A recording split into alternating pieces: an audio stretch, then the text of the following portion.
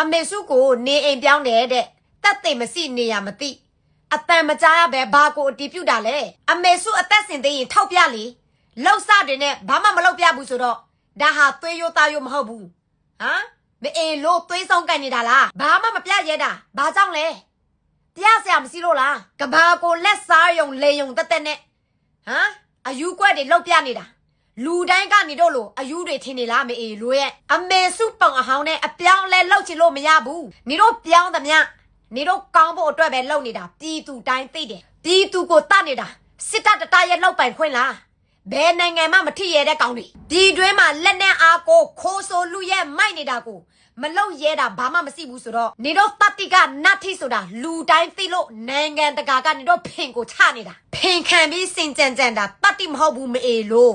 စောက်ဆက်မရှိဘူးဆိုတာနားလဲလားအဖွားကြီးတယောက်ကိုတောင်လူသိအောင်မထုတ်ပြရဲတာလားအမေစုမရှိတော့တာလားဆိုတာ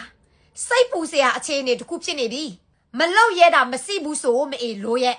အခုအမေစုကိုဘာလို့မထောက်ပြရဲလဲလောက်ရဲတယ်ဆိုတာနိုင်ငံတကာကိုဖင်ခံတာကိုပြောနေတာလားစောက်ဆက်မရှိတဲ့တောင်းလိုင်သားနဲ့ခွေးတောင်စားအမျိုးရုပ်တွေပိတ်ကြောက်တနေရင်အမေစုထမိတ်ကိုကောင်းပါထားကြကြောက်သွေးပြေအောင်စောက်မွေးကိုပြာချဆူကြအဲ့ဒါမှကြောက်နေသေးရင်အမေစုချီကိုနေ့တိုင်းကလော်စားပေးဒါမှအတိတ်တရားတွေတိုးတက်လာမယ်နားလဲလား